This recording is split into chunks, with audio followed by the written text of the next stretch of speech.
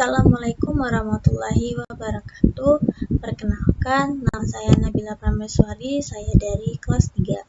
Pada kesempatan kali ini, saya akan membahas suatu topik materi tentang malaria dalam ilmu penyakit tropis pada wanita. Apa itu penyakit malaria? Malaria adalah penyakit yang disebabkan oleh parasit Plasmodium. Penyakit ini ditularkan melalui gigitan nyamuk Anopheles betina yang terinfeksi parasit tersebut. Gigitan nyamuk membuat parasit masuk, mengendap di organ hati, dan menginfeksi sel darah merah. Epidemiologi dari malaria. Secara epidemiologi, malaria merupakan penyakit endemis di daerah tropis dan sebagian daerah subtropis di Afrika, Asia, serta Amerika Tengah dan Selatan. Di Indonesia sendiri, malaria terutama ditemukan di daerah Indonesia Timur. Di Indonesia, penyakit ini tergolong endemi karena terdapat beberapa daerah yang masih banyak menderita malaria, terutama di wilayah Maluku, Nusa Tenggara Timur, Sulawesi, Papua, Papua Barat, serta di sebagian wilayah Kalimantan dan Sumatera. Diperkirakan pada tahun 2018 terdapat 228 juta kasus malaria secara global dan 94% kasus ditemukan di daerah Afrika. Etiologi dari penyakit malaria ini adalah terdapat beberapa jenis Plasmodium yang menjadi penyebab penyakit malaria, yaitu yang pertama ada Plasmodium vivax. Malaria yang disebabkan oleh parasit Plasmodium vivax ini cenderung menimbulkan gejala yang lebih ringan. Parasit ini dapat bertahan di organ hati dalam jangka waktu beberapa bulan atau tahun. Walaupun tergolong ringan, malaria yang disebabkan oleh parasit ini dapat kambuh ketika daya tahan tubuh menurun karena parasit dapat aktif kembali. Selanjutnya ada Plasmodium ovale. Malaria yang disebabkan oleh parasit Plasmodium ovale ini tergolong tidak terlalu berbahaya dan mengancam jiwa, namun tetap harus waspada karena malaria yang disebabkan oleh parasit ini dapat menyebabkan anemia atau kekurangan darah. Selanjutnya ada Plasmodium malariae. Malaria yang disebabkan oleh parasit Plasmodium malariae ini menimbulkan gejala setelah lama terinfeksi parasit tersebut. Oleh karena itu, penderita malaria ini akan mengalami infeksi yang kronis seperti mengalami gangguan fungsi organ ginjal.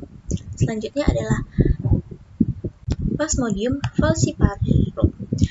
Malaria yang disebabkan oleh parasit Plasmodium falciparum ini tergolong paling berbahaya karena dapat menimbulkan berbagai komplikasi seperti kejang hingga koma. Malaria jenis ini menjadi salah satu penyebab kematian akibat malaria tertinggi di dunia. Selanjutnya ada Plasmodium cronlesi. Plasmodium cronlesi memiliki masa inkubasi 9-12 hari. Manifestasi klinis yang utama adalah demam dan sakit kepala. Proporsi kasus dengan komplikasi berat akibat Plasmodium cronlesi ini lebih sering terjadi daripada Plasmodium vivax dan Plasmodium falciparum. Dari kelima jenis parasit penyebab malaria tersebut, hanya 2 jenis parasit yang paling banyak ditemukan kasusnya di Indonesia, yaitu Plasmodium vivax dan Plasmodium falciparum. Nah, selanjutnya seperti apa penularan dari penyakit malaria ini? Mekanisme transmisi malaria ke manusia adalah melalui gigitan nyamuk, yaitu Anopheles sp betina yang bertindak sebagai vektor yang berhabitat di daerah tropis dan subtropis. Vektor ini jarang ditemukan pada ketinggian di atas 2000 meter. Anopheles sp terutama menggigit saat senja dan fajar.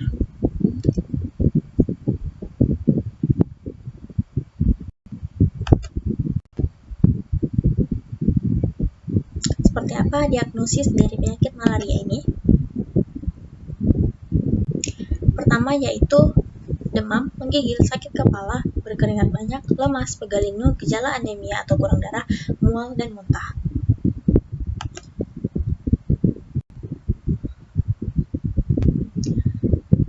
Jika seorang mengidap penyakit malaria ini, pemeriksaan yang dapat dilakukan adalah yang pertama yaitu pemeriksaan fisik.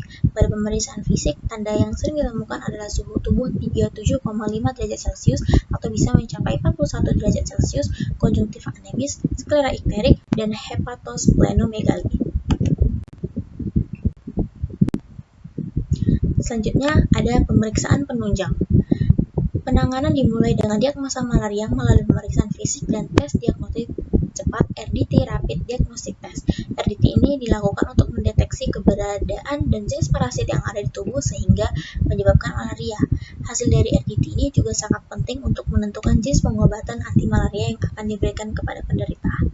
Selain RDT, terdapat pula pemeriksaan penunjang yaitu pemeriksaan darah. Pemeriksaan darah ini terdiri dari dua jenis, yaitu yang pertama, pemeriksaan tetes tebal hapusan darah yang digunakan untuk mendeteksi Plasmodium, sedangkan pemeriksaan tetes tipis hapusan darah yang digunakan untuk menentukan spesies, penyebab, serta kepadatan parasit. Kelebihan dari pemeriksaan ini adalah memantau efikasi terapi dan alat-alat yang digunakan untuk pemeriksaan sederhana sehingga biaya pemeriksaan tergolong lebih murah. Nah, seperti apa pengobatan dari penyakit malaria ini sendiri? Pengobatan malaria dilakukan sesuai dengan jenis malaria, tingkat keparahan gejala, dan kondisi pasien. Untuk pengobatan jenis malaria yang disebabkan oleh Plasmodium vivax yang tergolong ringan, penderita akan diberikan obat rawat jalan berupa ACT atau obat chloroquine. Selain itu, untuk mencegah kambuhnya malaria jenis ini ditambah juga obat primaquine. Sedangkan untuk jenis malaria yang disebabkan oleh Plasmodium falciparum dengan derajat gejala sedang, penderita akan dirawat di ruang non-ICU rumah sakit. Bagi penderita dengan derajat gejala berat, penderita akan dirawat di ICU, Intensive Care Unit, dan diberikan obat melalui suntikan selama 24 jam.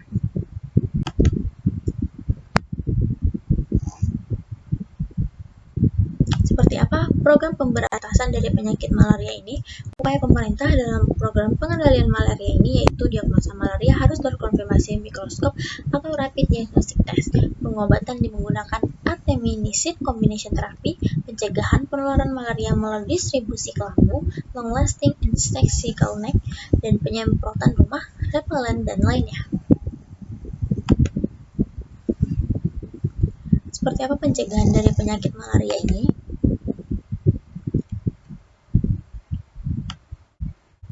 Yang pertama, gunakan kelambu ketika tidur. Selanjutnya, memakai pakaian serba panjang seperti celana dan lengan panjang selama beraktivitas. Kemudian, hindari meletakkan pakaian basah dalam rumah karena dapat menjadi tempat persembunyian nyamuk. Kemudian, lakukan langkah 3M. Kemudian, gunakan lotion anti nyamuk. Kemudian, pasang obat nyamuk dan rutin menyemprot obat nyamuk terutama di pagi dan sore hari.